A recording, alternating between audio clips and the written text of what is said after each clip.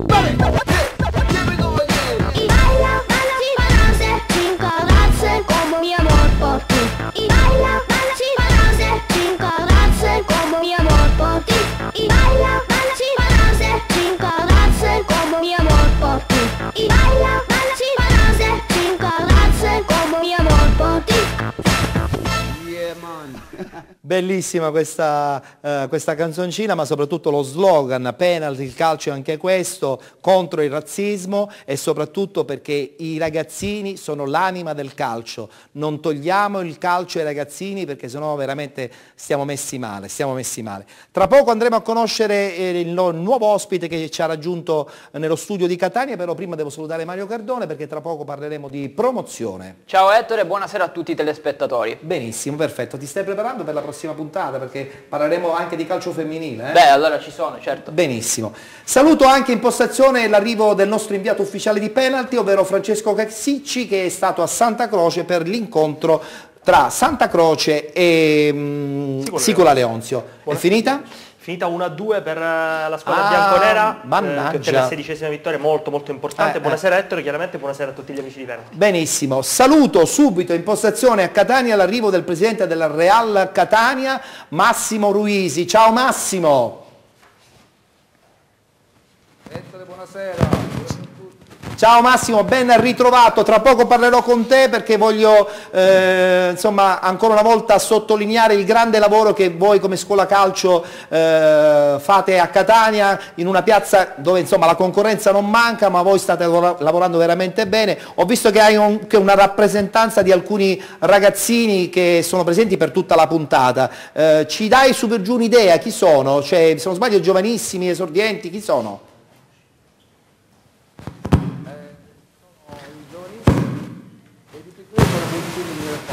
Allora, abbiamo un problema al microfono, vedremo di sistemare il microfono di Massimo Ruisi e poi dopo ritorneremo a conoscere insomma, la realtà del Real Catania. Parliamo del campionato di promozione. E beh, allora a questo punto diamo parola alla nostra penaltina, penaltona, amica, chi più ne ha più ne metta, alla nostra Sabina. Allora, girone A del campionato di promozione, 10ª giornata. Di ritorno. Benissimo, allora ci leggi i risultati? Benissimo, Castellammare Audace Partinico 1-0, Borgata Terrenove Casteltermini 2 pari, Raffadali Città di Carini 1-0, Delfini Vergine Maria Sciacca 4-2. Aragona, Folgore Selinunte, vince Folgore Selinunte contro l'Aragona 2-1, Favignana Libertas 2010 2-1, Salemi Ligni Trapani 1 pari, Accademia Licata Siculiana 2-0. Ecco, da notare il Folgore che difficilissimi, il Folgore più che Folgore, Folgore. No, poi la cosa carina è Delfini Vergine Maria. Sì, beh, nomi allucinanti. Lo sapevi che nel calcio dilettantistico di tutta Italia ci sono più di 27 squadre con l'appellativo Folgore accanto al nome? Sì. È uno degli appellativi più utilizzati. È l'uomo della statistica lui. Ci leggi la classifica e così abbiamo subito il commento del nostro Mario. Benissimo, a 58 punti comanda Raffadali e ancora Folgore Selinunte 51, Libertas 2010 46, Ligni Trapani 42, Castellammare 41, Siculiana 34, Accademia Licata 33, Aragona, Borgata Terrenove, Casteltermini 31, Delfini Vergine Maria 27, Salemi 26, Carini e Favignana 25, Audace Partinico 24, Sciacca 18. Allora, da notare come appunto la Folgore Castelvetrano prima si chiamava così, adesso è invece Selinunte. Sottolineiamola questa cosa perché la Folgore Castelvetrano è una società storica che ha fatto anche il campionato interregionale. Chiaramente, innanzitutto prima precisazione, ci scusiamo noi della redazione con voi perché dobbiamo aggiungere 3 punti a Raffadali e 3 punti alla Folgore perché le due squadre hanno giocato il turno infrasettimanale di recupero e hanno vinto entrambe. Gol di Cipolla contro la Siculiana per quanto riguarda il Raffadali che non fa mai più di quanto gli viene chiesto, vince sempre 1-0, 2-1 e questo è il calcio, questo va bene, quindi complimenti al Raffadali che comunque è primo e ha un vantaggio considerevolissimo sulle squadre che inseguono. Altro evento interessante, derby della Valle del Belice, Salemi contro Ligny, finisce 1-1, segna sul rigore Cacciatore per i padroni di casa che inseguono la salvezza, sbagliano un altro rigore al 95esimo e adesso sono a -5 dal Borgata Terrenove, cercano di recuperare questa squadra che ha qualche problema societario. Borgata Terrenove che tra l'altro ho visto ultimamente anche in un bel servizio che ha fatto Sky, perché hanno intervistato realizzato in occasione dello scontro contro il Favignana, appunto alcuni giocatori della Borgata Terrenove. Che sono impegnati anche in Coppa. Sono impegnati anche in Coppa. I suoi problemi societari Mario Cardone è in prima linea. No, è bravissimo, è bravissimo.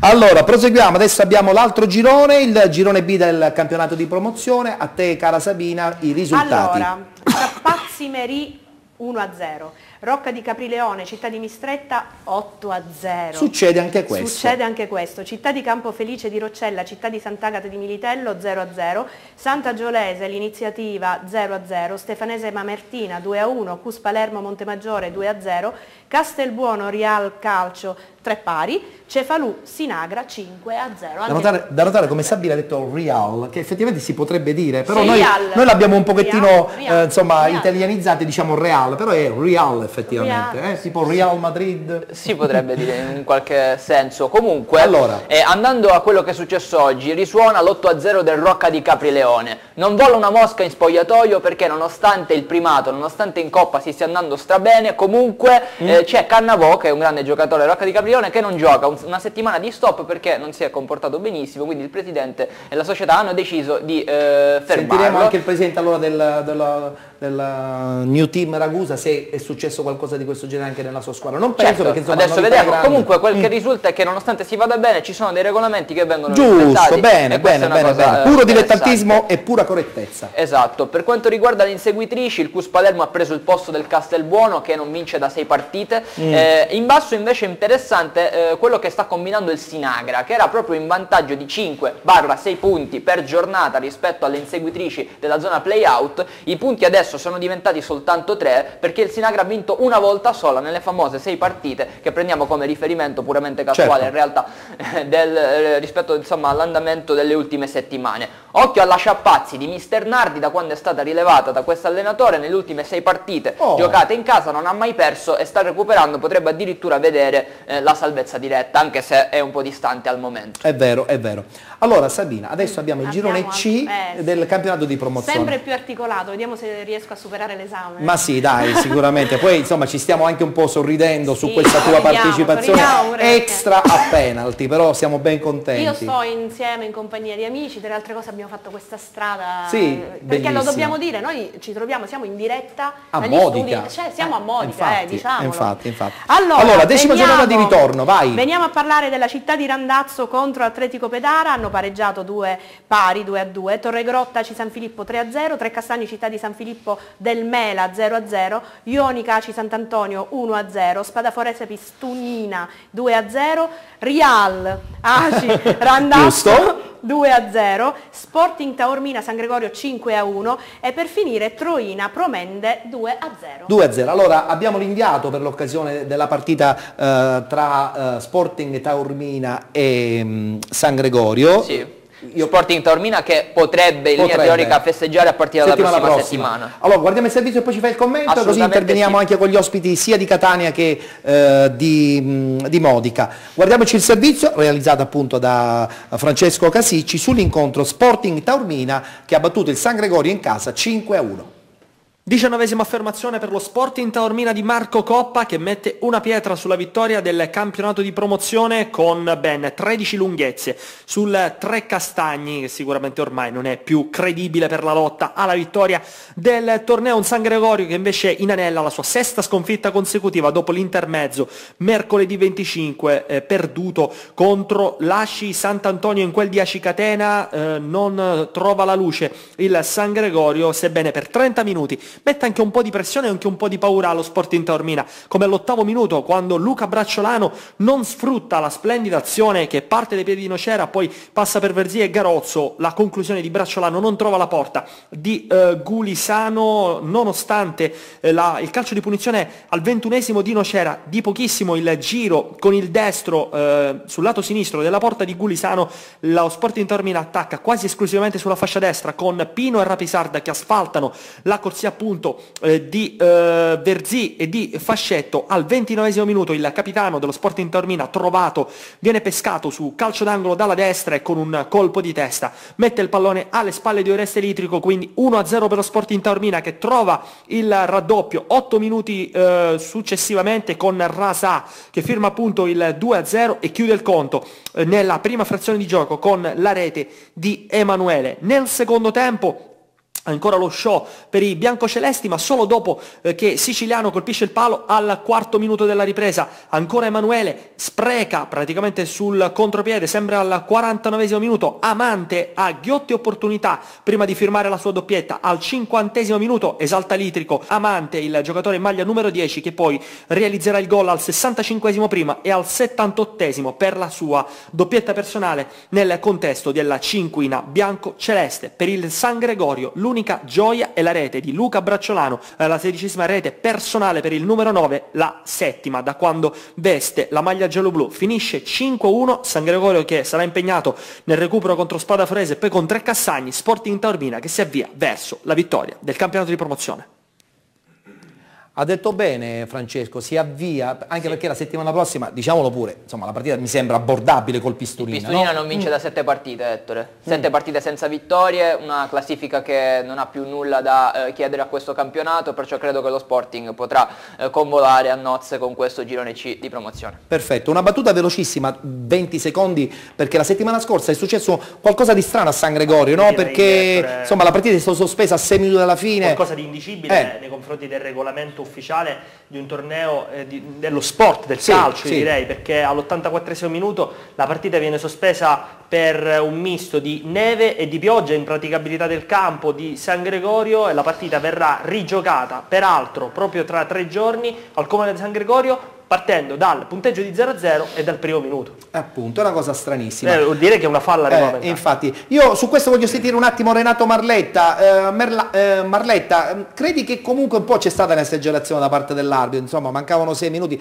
d'accordo, c'era un tempaccio, però insomma si può anche chiudere un occhio, 6 minuti alla fine, così tutti a casa felici e contenti. Renato, che ne pensi?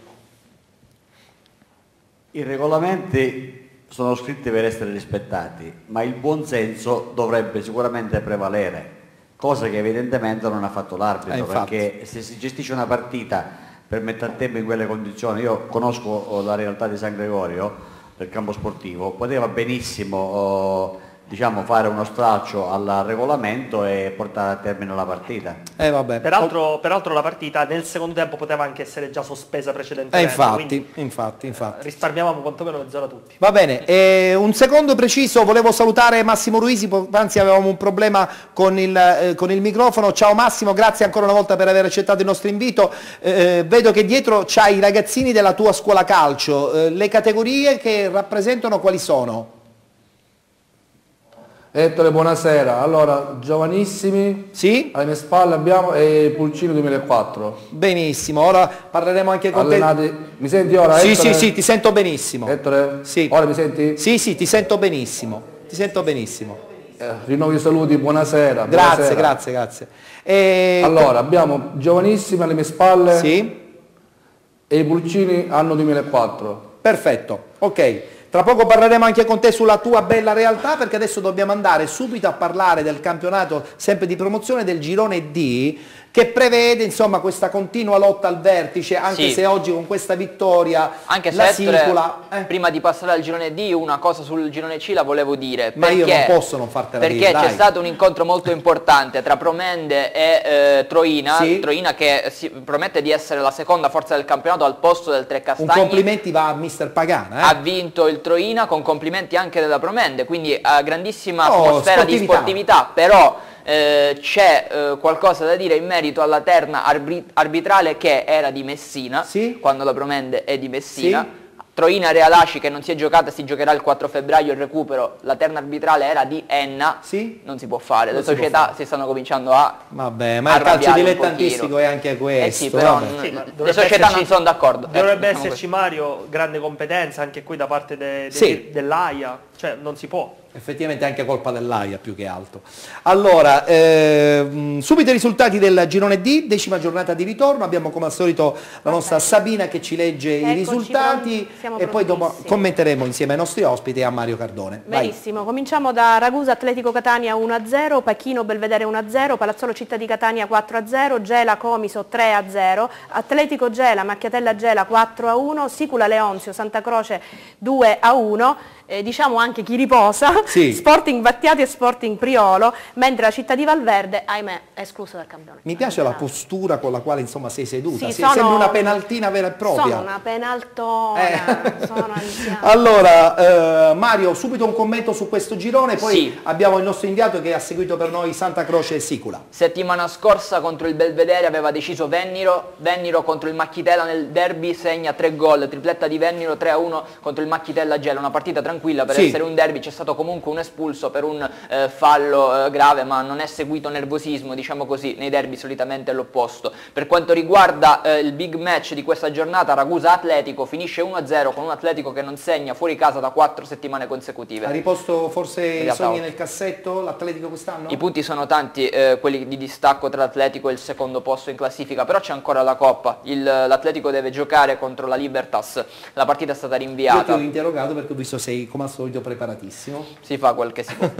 Benissimo, allora caro inviato di penalty Francesco Casicci, possono già partire anche le immagini di sottofondo, questa bella vittoria della Sicula Leonzio, è stata una vittoria che probabilmente fa da spartiacque in classifica, no? Che dici? Direi che è una vittoria pesantissima per l'economia di questo campionato molto equilibrato che vede adesso si può dire più un testa a testa tra Sicula Leonzio e Atletico Gela, non perché il Santa Croce abbia perso, ma sicuramente ora i 3 punti incominciano a essere un po' più pesanti. Le immagini a cura di Fulvio Begherucci vedono un match al John Fitzgerald Kennedy che è equilibrato direi almeno per i primi 45 minuti, anche se la differenza la fa l'autorete al 29esimo, abbastanza grottesca se mi passate anche il termine, di Basile che praticamente flagella il suo portiere annese, e quindi direi tutta la retroguardia del Santa Croce. Il 2-0 invece arriva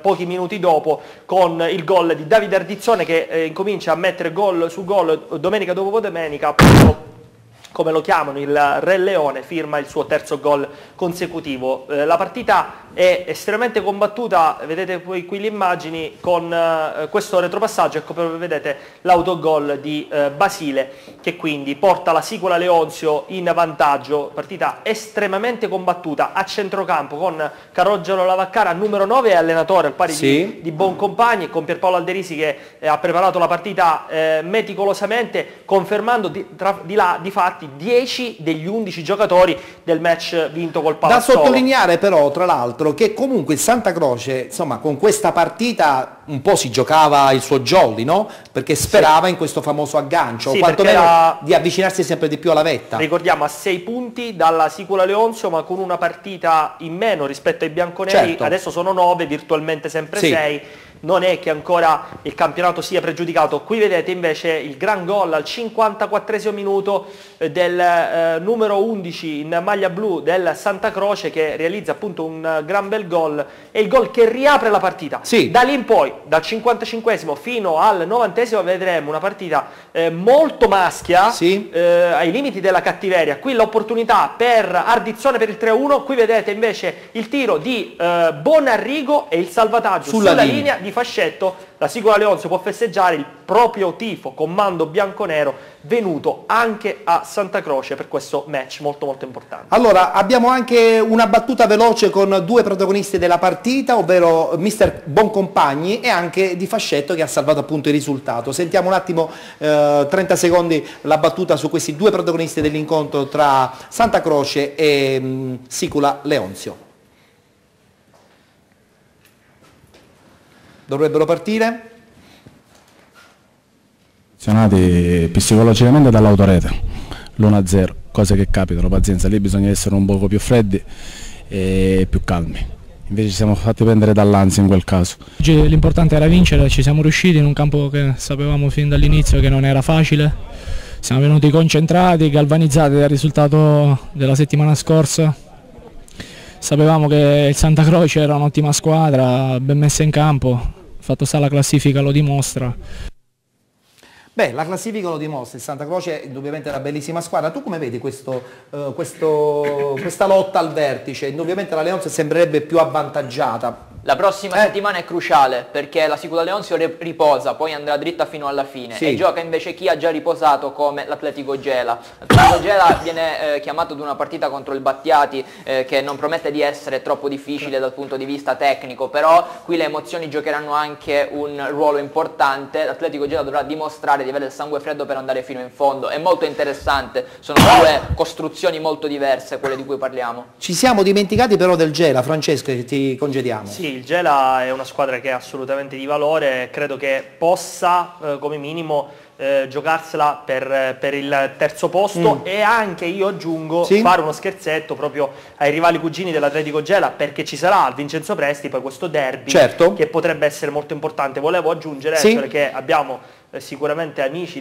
da Santa Croce e oggi mi è piaciuto molto, dico molto, il fair play del mister giocatore Lavaccara, che è stato ospite da noi, che è stato ospite, che è stato molto preciso in alcuni interventi, anche paradossalmente a tutela del direttore di gara. Ah, bene, sono contento. Beh, d'altra parte conosciamo la sportività di Calogero Lavaccara. Bene, ti ringrazio. Settimana prossima vediamo che cosa scoprirai con altri incontri. Ce n'è uno importante di big match di prima categoria tra Adrano e Belpasso. Sabato 7 marzo fari puntati proprio noi di penalty saremo lì. San Gaetano di Belpasso, Adrano. Si stanno giocando la leadership, per adesso Matti ci dirà qualcosa. Perfetto, grazie a Francesco Casicci, grazie anche a Mario Cardone. Grazie a te Ettore, grazie a voi per l'ascolto e proseguite su questa rete ovviamente. Perfetto, noi adesso ci dobbiamo fermare perché la nostra Sabina ci lancerà per l'ultima volta in tutti i sensi, perché oggi è una puntata speciale, la nostra penaltina è un ospite amica che ci è venuta a trovare, perché apre la strada alla prossima penaltina che debutterà la settimana prossima. Sì, anche noi ci giochiamo questa cosa. Allora qui. Sarò attentissima, sarò incollata alla televisione. Va bene, allora lanciaci la pubblicità. Allora ci ritroviamo tra non molto, solo pochi minuti, dopodiché ritorneremo qui in studio. Ok?